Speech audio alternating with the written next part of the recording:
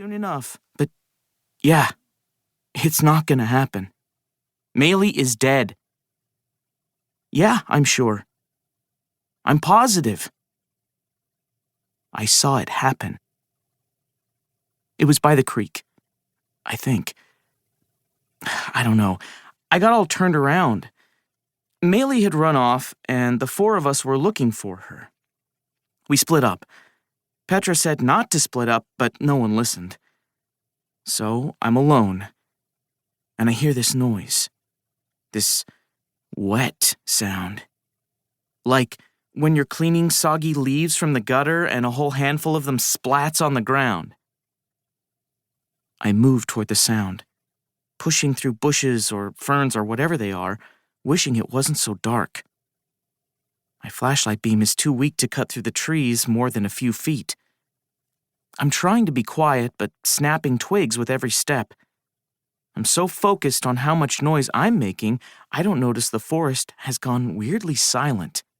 No pine needles rustling, no bugs or birds or other animals.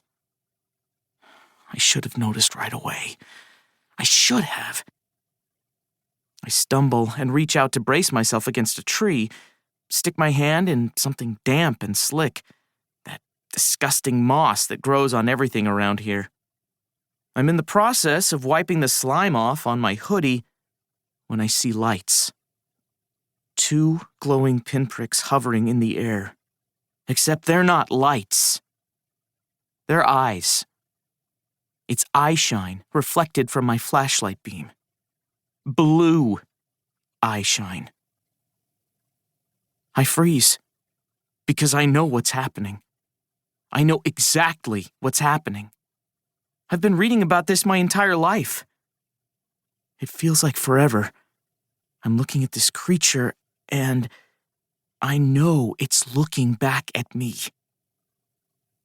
It breaks eye contact first, turns back to the ground, back to what it had been doing before I interrupted. That's when I realize Maylee's body is down there. And that wet sound I heard? The creature. It's ripping her apart. Nolan ran up to me, and his eyes had turned into hard little marbles, and his mouth was moving, but no words came out for the longest time. Then finally he said, "It's eating her, it's eating her." I asked over and over, What is, a bear?" But he kept shaking his head. And I asked, "Did you shoot it?" Because I'd heard the gunshot, you know. Nolan said no, and he was trembling so bad.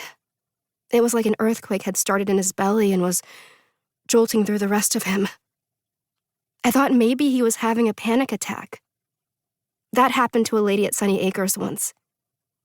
She got super scared when her tabby went into labor. The cat was so overweight. The lady didn't even know it was pregnant, and she started to panic. Only she thought she was having a heart attack. Before then, I hadn't realized panic attacks were so serious. Kids at school say stuff like, "That midterm gave me a panic attack." After the thing with my neighbor, I was always going, "That's not what a panic attack actually is, though." But I don't think anyone was probably... Huh? Oh, sorry. What was I saying? Right. Okay. So Nolan was shaking, and his lips went kind of blue. And I wondered if I should call an ambulance, only there wasn't any cell service. "Just tell me what you saw," I begged him, because I thought if I just knew that part, maybe I could figure out what should happen next. And Nolan, he tried to tell me. He told me something. He wasn't making much sense, though. I guess we were all so scared. Probably none of us knew what we were saying. Besides, it ended up not mattering. Because right then, John stepped out from behind a gnarled fir tree. He had Maylee's blood on his hands. I think I'd like to speak.